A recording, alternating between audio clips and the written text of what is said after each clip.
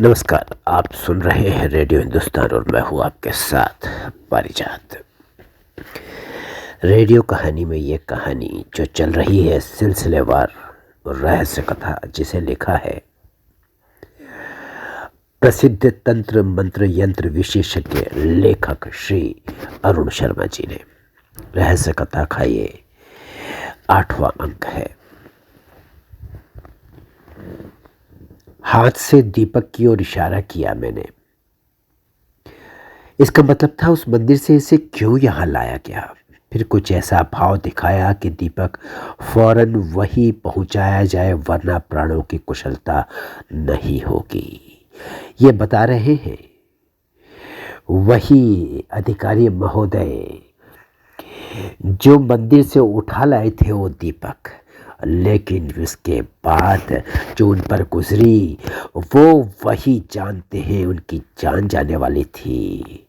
उन्होंने बताया बहल साहब ने कि जब मैं मंदिर से दीपक उठाकर कस्बे में पहुंचा तो मुझे अपने अगल बगल एक लंबी चौड़ी छाया हरकत करती हुई दिखाई दी। फिर रात को सोते समय भी बिस्तर के निकट एक नंग धड़ंग काले रंग के आदमी को मैंने देखा। उसके गले में ढेर सारी मालाएं पड़ी थी, बदन पर केवल एक लाल लंगोटी थी। उसकी आंखों से चिंगारियां निकल रही थी और चेहरा क्रोध से लाल हो रहा था। उसी ने हाथ से दीपक की तरफ इशारा किया और उसका यह मतलब था कि इस दीपक को तुम यहाँ क्यों लाए, मंदिर में वापस पहुंचाओ, और अगर ऐसा नहीं किया तो तुम्हारे प्राण नहीं बचेंगे। बाल साहब बोले, मुझे इतना डर लगा, इतना आतंक और भय मेरे मन मस्तिष्क पर छा गया कि ना मैं हिल सका ना डुल सका। मैं कुछ बोल ही नहीं पाया। फिर अकस्मात पलक झपकते ही भयंकर रूप रंग वाला वो रहस्यमय व्यक्ति अदृश्य हो गया। इस घटना के बाद उस रहस्यमय मंदिर के खंडहर से किसी मूर्ति या अन्य वस्तु को उठाकर लाने का प्रश्न ही नहीं रहा। बहल साहब कुछ आवश्यक निर्देश देकर अपनी पत्नी सहित वापस चले गए। गर्मी पड़ने लगी, पर खुदाई के सिलसिले में मुझे अभी कम से कम 3-4 महीने वहीं रहना था। इसलिए अपने ठहरने की व्यवस्था डाक बंगले में कर ली थी मैंने। डाक बंगला बिल्कुल सुनसान निर्जन स्थान पर था।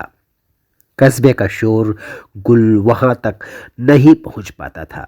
उसके बाद एक और चीड़ और सागवान के घने जंगल एक तरफ थे, उसमें सन्नाटा था और सन्नाटा शाम होते होते और बढ़ जाता था।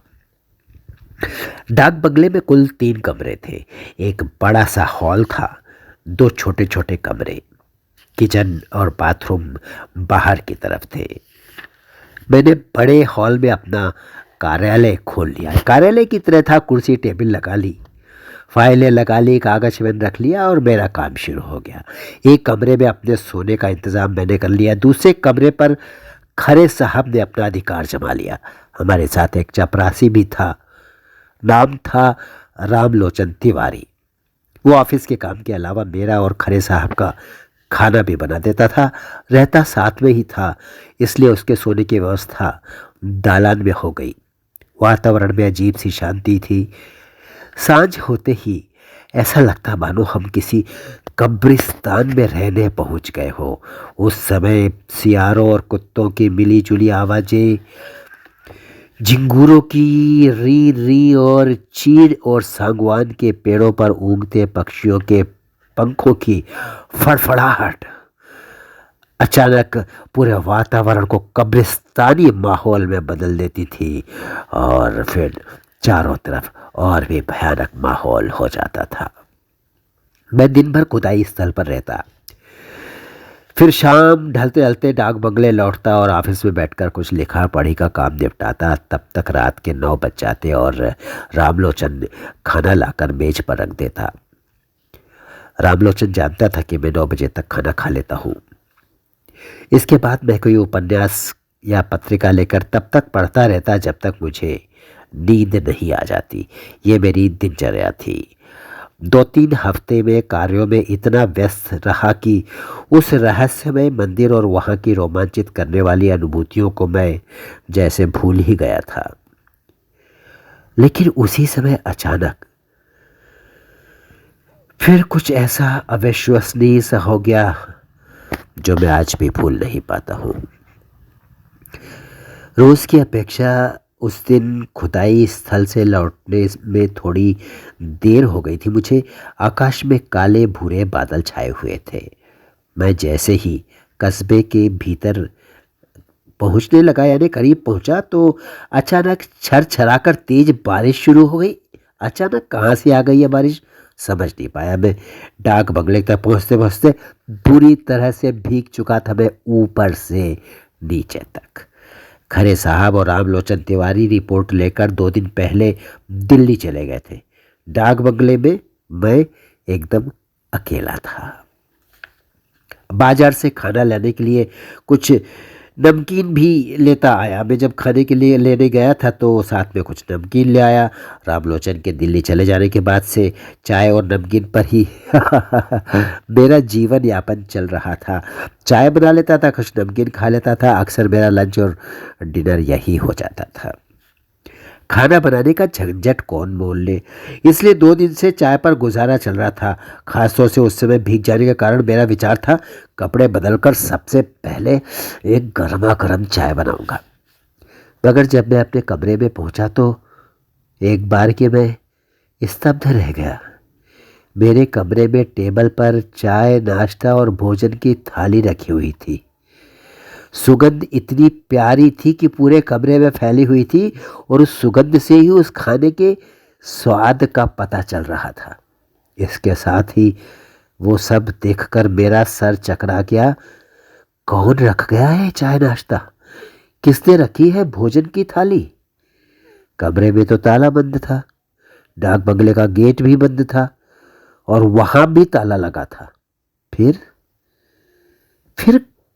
कौन कैसे भीतर आकर इसको रख गया, मैं समझ नहीं पा रहा था। यहां कोई भी ऐसा व्यक्ति मुझे आसपास दिखा नहीं जिससे मैं कुछ पूछ सकता। मैं बड़ी देर तक विस्मय के साथ वो सब देखता रहा, फिर रहा नहीं गया। भूख लगी ही थी। आखिर क्या ज्यादा मैंने सोच विचार नहीं किया। कपड़े पहन करके, मैं बदल करके, मतलब गर्म कपड़े पहनकर चुपचाप बैठ के मैंने भोजन शुरू कर दिया। जम कर खाया। मैंने कहा जो होगा सो देखा जाएगा।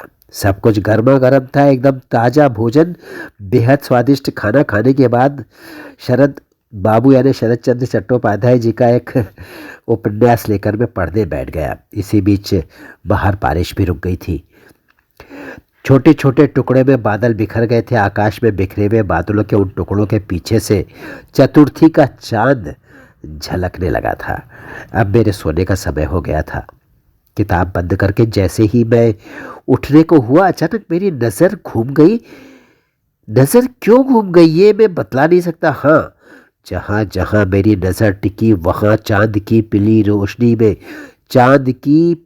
रोशनी में मैंने एक छाया को गेट से होकर अंदर आते देखा तो मुझे अत्यंत विस्मय हुआ। छाया कोहरे जैसी अस्पष्ट लगी, फिर भी पहचान गया मैं। वो किसी नारी की आकृति थी जो उस समय मानो हवा में लहरा रही थी। बड़ा विचित्र सा लगा ये सब। भय की अनुभूति भी हुई मुझे। फिर सोचा, ओहो, हो सकता है शायद दृष्टि भ्रम हो। दृष्टि भ्रम तो कभी भी हो सकता है, किसी को भी हो सकता है, मगर वो भ्रम नहीं, वास्तविकता थी। जब मैं अपने कमरे में सोने के लिए गया तो वहां भी मुझे वही नारी छाया दिखाई पड़ी। इस बार वो पहले से अधिक स्पष्ट दिखी। थोड़ी देर बाद धीरे धीरे उसका रूप पूरी तरह से स्पष्ट हो गया मेरे सामने। ऐसा लगा जैसे कोहरे के बादलों के बीच से निकलकर कोई सामने आकर खड़ा हो गया हो, सशरीर साक्षात। वो एक नवयुवती थी। उम्र थी लगभग 20 साल की। घने काले बाल, पतली नाक, गुलाब की कोमल पंखुड़ियों जैसे पतले पतले रसीले होठ, झील जैसी गहरी स्वप्निल आंखें, कमरे के दरवाजे के पास चुपचाप खड़ी अपनी कल्पनामयी स्निग्ध आंखों से वो मेरी ओर निहार रही थी, वो नवयुवती। मेरे भीतर भय, विस्मय और संशय के मिले जुले भाव उमड़ घुमड़ रहे थे। डर भी लग रहा था, उत्सुकता भी जाग रही थी। दिल जैसे धक धक करने लगा। उस निबिड़ बरसाती स्याह रात में, निर्जल सुनसान डाक बंगले में, उस छोटे से कमरे में उस नवयुवती की उपस्थिति बड़ी ही विचित्र और रहस्यमयी लगी मुझे। जाने कब तक मैं भी स्वप्नवत, ऐसा लगा जैसे मैं सपना देख रहा हूं, उसको निहारता रहा। वो रहस्यमय युवती भी वही खड़ी रही। और क्या कहूँ, कुछ बतला नहीं सकता। थोड़ी देर बाद अचानक ऐसा लगा स्वप्न का वह रहस्यमय धुंध सामने से हट गया मेरे, और लगभग चीख कर मैंने पूछा, कौन हो तुम? बतलाओ तुम कौन हो? ये मैंने ही पूछा था, मैं भी हैरान हूं। अचानक उसको निहारते निहारते चीख पड़ा मैं। युवती कुछ बोली नहीं, केवल मुस्कुराई, फिर हंसने लगी कुछ देर तक, फिर अचानक गायब हो गई। ऐसा लगा मानो उसका संपूर्ण अस्तित्व हवा में विलीन हो गया एक बार की। इसके बाद पूरी रात, जाहिर है सो कैसे सकता है कोई, मैं सो नहीं पाया। बेचैनी से करवट बदलता रहा। बार बार मेरे मस्तिष्क में सिर्फ एक ही प्रश्न उभरता था, आखिर वह नवयुवती कौन थी? कहाँ से आई थी? क्यों आई थी? मेरे पास आने की क्या आवश्यकता थी? मुझसे उससे क्या काम था? हो सकता है शायद फिर आए वो, मगर फिर वो दिखाई नहीं दी। महल साहब ने लंबी छुट्टी ले ली थी। उनके मन में जो भय व्याप्त हो गया था, उसके कारण उन्होंने इस तरफ आना तो बिल्कुल ही कैंसिल कर दिया था। जीवन में कभी वो इधर अब नहीं आएंगे, उन्होंने ठान लिया था, संकल्प ले लिया था। अब उनके कार्य का भार भी मेरे ऊपर आ गया था। काम पूरा होने में अभी काफ़ी समय था, कम से कम 2-3 महीने तो लग ही सकते थे। डॉक्टर खरे और रामलोचन सरकारी कागज़ लेकर दिल्ली चले गए थे। 10-15 दिन बाद ही उनके वापस आने की संभावना थी। मैं यहाँ पर अकेला रह गया था। कस्बा आप छोटा नहीं कह सकते, कहना भी नहीं चाहिए, बड़ी आबादी वाला कस्बा था। 20-25 हज़ार के लोग थे वहाँ पर। थाना, अस्पताल, अन्य सरकारी गैर सरकारी कार्यालय कस्बे के बाहर थे। डाकघर तो उन सबसे अलग अलग थलग था, जिसके चारों तरफ हमेशा गहरा सन्नाटा पसरा रहता था, और उसी के साथ चिपकी रहती थी शमशान जैसी उदासी भी। कैसे रहूँगा मैं डाक बंगले में अकेले? बड़ा अजीब सा डाक बंगला था। फिर मन में जैसे कोई अज्ञात भय मेरे में महसूस करने लगा था। यहाँ पर बार बार ऐसा लगता था कि कोई अदृश्य शक्ति मेरे चारों तरफ चक्कर काट रही है। बहल साहब की स्थिति देखकर बहुत कुछ सोचने के लिए बाध्य कर दिया था। बहल साहब वाली घटना ने मुझे बहुत कुछ सोचने के लिए बाध्य कर दिया था। मैं सतर्क था। काम करने वालों में दर्जनों आदिवासी मजदूर और मजदूरियाँ थी। उन्हीं में एक था राम खिलावन भी। काफ़ी मेहनती, हट्टा कट्टा शरीर, सरल स्वभाव का, मृदुभाषी और हद से ज़्यादा सीधा साधा। यही कारण था कि मैं उसे बहुत मानता था, और वो भी मुझे अधिक से अधिक सम्मान देने का प्रयास करता था। बहल साहब से कह करके मैंने उसे मजदूरों का मुखिया बनवा दिया था। अब उसका प्रभाव था मजदूरों पर, लोग उसके आदेश का पालन करते थे। बगल के गांव में रहता था राम खिलावन। बूढ़े माँ बाप के अलावा उसकी एक छोटी बहन भी थी, जिरिया। मैंने एक बार जिरिया को देखा था। राम खिलावन के लिए रोटी लेकर आई थी। उम्र अधिक नहीं थी, बस 20-22 साल की। गठीला शरीर, काला स्याह रंग, मझोला कद, फिर भी बहुत सुंदर थी वो। साफ सफाई रखने वाली, चाय नाश्ता और खाना भी अच्छा बना लेती थी वो। अब तक मैं रामलोचन पर निर्भर था। उसके चले जाने के बाद चाय नमकीन पर जिंदगी चल रही थी मेरी। खाना बनाने का झंझट कौन लेता? फिर खाना बनाना तो ढंग से आता भी नहीं था मुझे। शायद मेरा कष्ट न देखा गया राम खिलावन से, और बिना मुझसे कुछ पूछे मेरे यहाँ काम पर रख दिया था उसने जिरिया को। संकोची स्वभाव के कारण मैं मना नहीं कर पाया। फिर आवश्यकता भी तो थी। कब तक रहता इस प्रकार भूखा प्यासा। जीरिया के आते ही काया पलट हो गया मेरे कमरे का। रसोई घर भी चमचमाने लगा था। चारों ओर सफाई ही सफाई। सवेरे का नाश्ता, दोनों समय का खाना मिलने लग गया मुझे। जीरिया सवेरे आती, दिन भर रहती। जब मैं काम पर से जाता, सायंकाल वापस आता तो मुझे खाना खिलाकर वापस लौट जाती थी। 3-4 दिनों में ही मेरे मनोभावों और आवश्यकताओं को वो समझ गई थी। न जाने क्यों मुझे अच्छी लगने लगी थी जीरिया। मैं बतला नहीं सकता। उसका सौम्य शीतल स्वभाव, सरल कोमल स्वर, निष्कपट व्यवहार और गहरा अपनापन, इस सब ने मुझे मुग्ध कर दिया था। मैं मुग्ध भाव से उसे देखता था। जब भी आती, खाना बनाती, खाना खिला के जाती। सच कहूँ तो एक लगाव सा उससे हो गया था मुझे। वासना रहित, काम रहित, स्वार्थ रहित, एक इंसानी किस्म का लगाव। एक दिन मैंने उससे पूछा, जिरिया तुमको इस बियाबान जगह पर डर नहीं लगता अकेले में?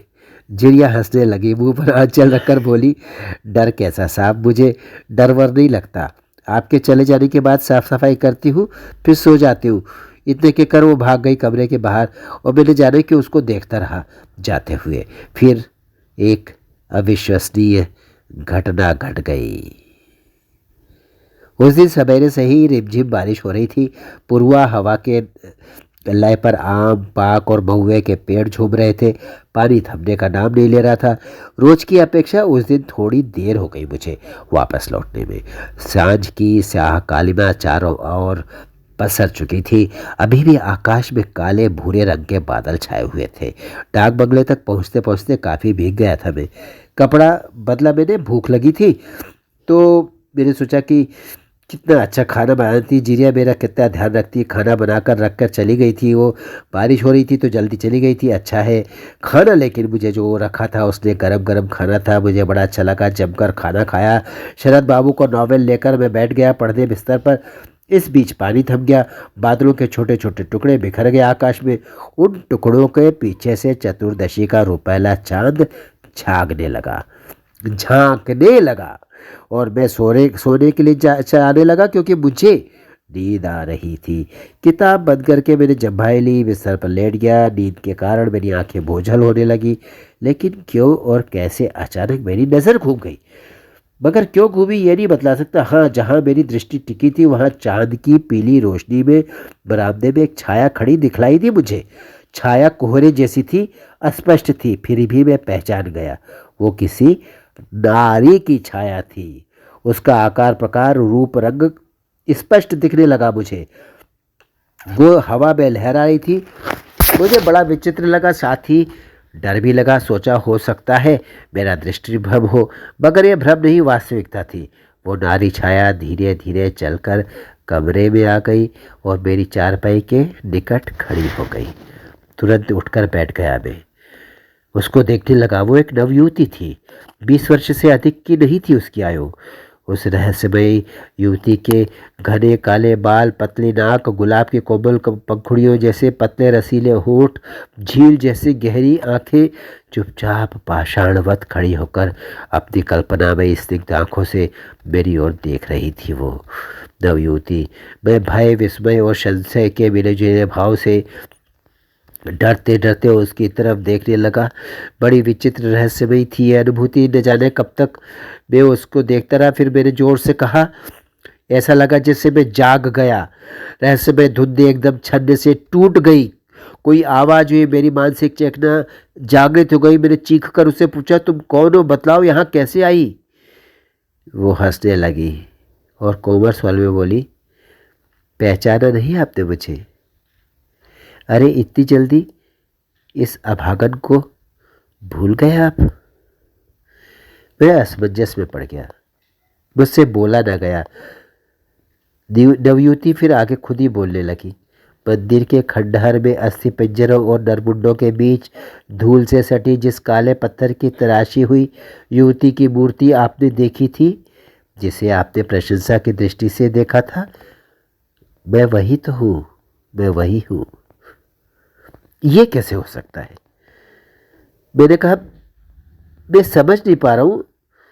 वो तो मूर्ति पत्थर की थी,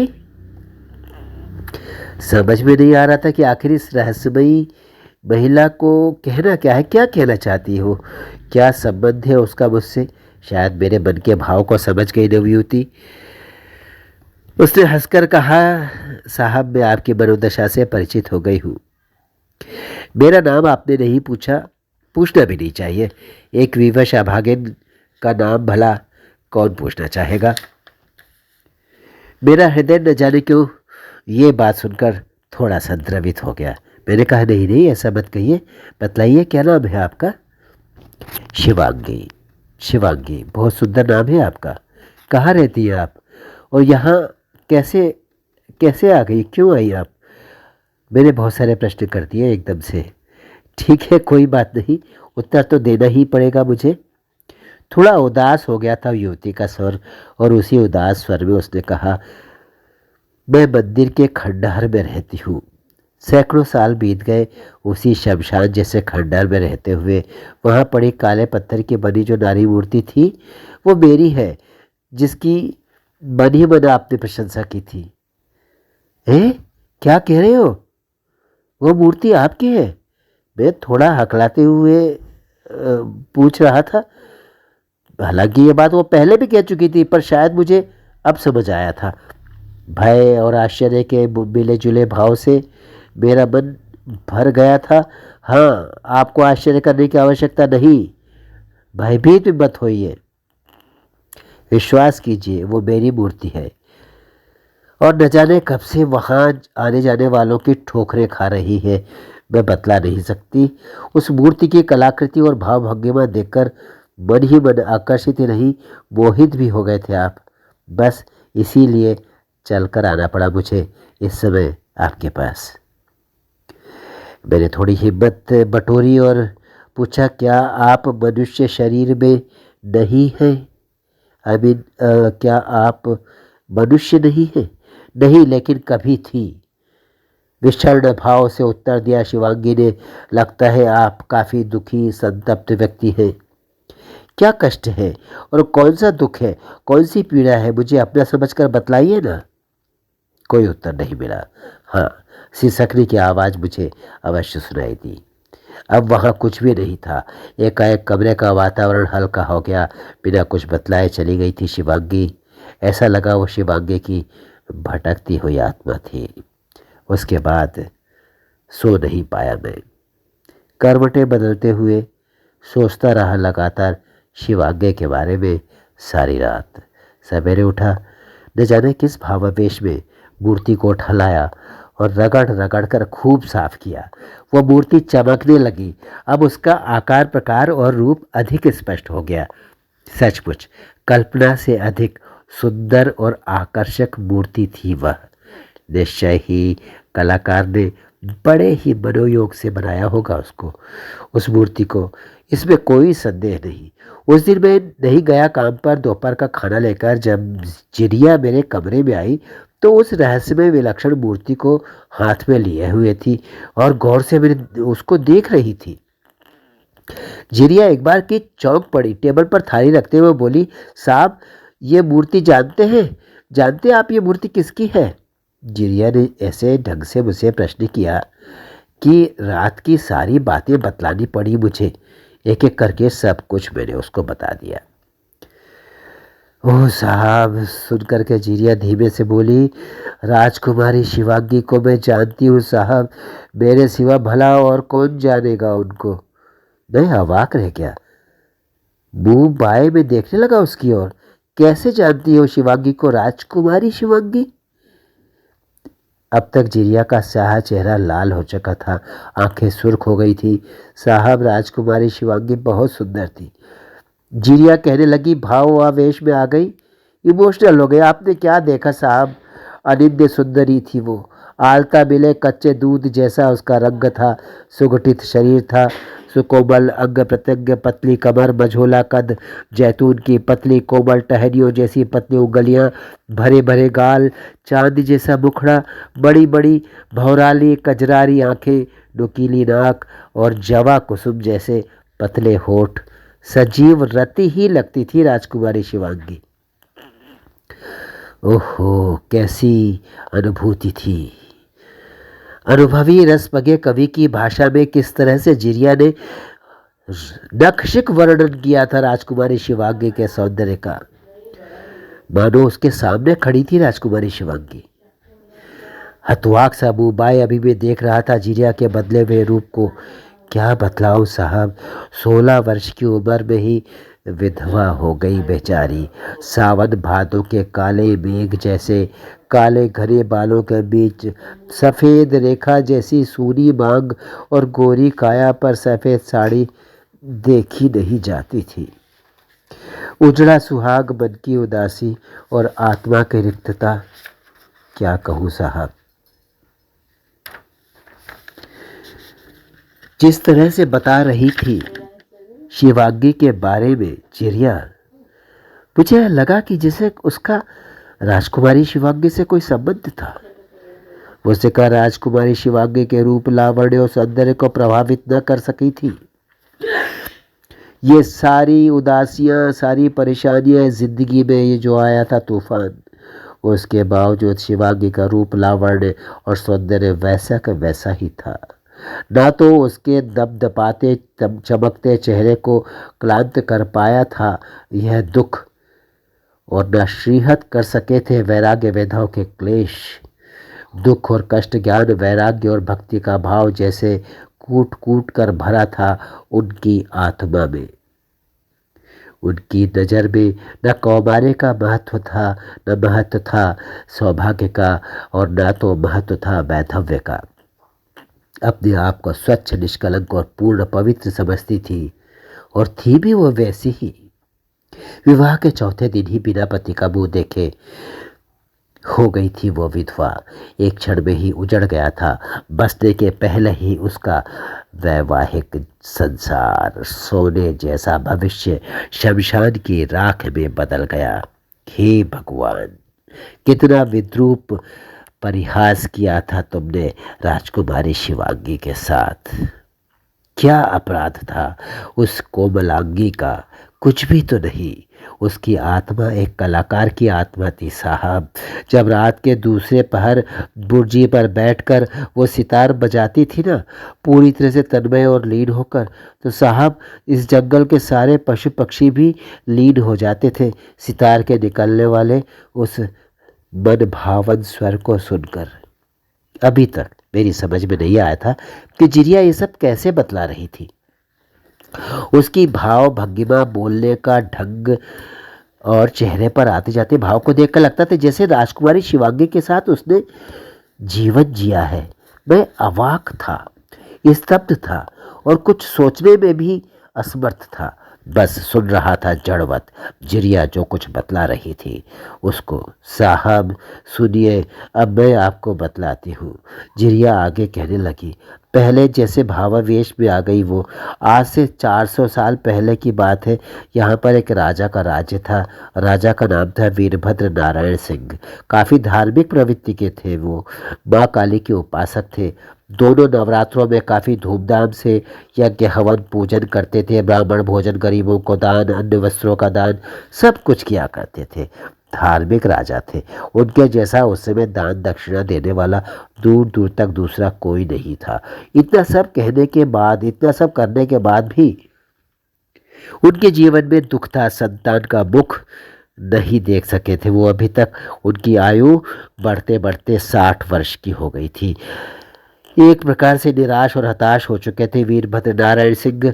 पहली पत्नी विवाह के 1 वर्ष बाद ही गोलोकवासी हो गई। फिर उन्होंने दूसरा विवाह किया। दूसरी पत्नी भी 12-14 साल रही, फिर वो भी संसार छोड़कर चली गई। दोनों से कोई संतान नहीं हुई। पत्नी का शोक, संतान न होने का दुख महाराज को एक प्रकार से तोड़ कर रख दिया था। इस शोक और दुख ने बाद में स्वजनों और परिजनों के काफ़ी समझाने बुझाने के बाद तीसरा विवाह किया राजा जी ने। उस समय उनकी अवस्था 55 के आसपास थी। तीसरी पत्नी की तो बस 20-25 साल की आयु। नाम था कोमलांगी। बहुत सुंदर, आकर्षक, पढ़ी लिखी रानी थी कोमलांगी। जैसा नाम वैसा ही काम, वैसा ही चेहरा, वैसे ही बातें। पति पत्नी के बीच गहरी विषमता थी, उम्र की दूरियां थी, फिर भी वो पति पारायण सिद्ध हुई, इसमें कोई संदेह नहीं।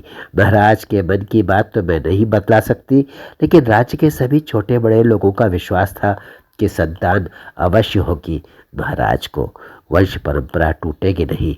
और तभी नेपाल के एक महातंत्र साधक से भेंट हुई महाराज की। उनका नाम था दिव्य पाणी। कापालिक संप्रदाय का नौजवान युवक साधक था वो। आकर्षक व्यक्तित्व का स्वामी और सुंदर चेहरे वाला।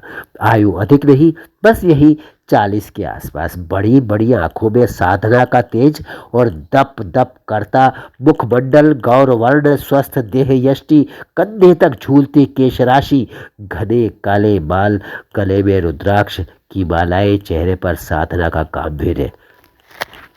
आगे क्या होगा? राजा जी से जो मुलाकात हुई, इस कापालिक की रानी जी को संतान होगी कि नहीं, उस संतान का शिवांगी से क्या लेना देना था, और आज की स्थिति में आधी रात को शिवांगी का इस लेखक अरुण शर्मा जी के कमरे में आने का क्या अभिप्राय था, ये सब जानने के लिए देखिए अगला अंक, 9वां अंक। ये था 8वां। अब अगली बार फिर आपसे 2 दिन के भीतर भेंट होगी अगले अंक में, 9वें अंक में। तब तक करते रहिए। राम राम, जय जय राम।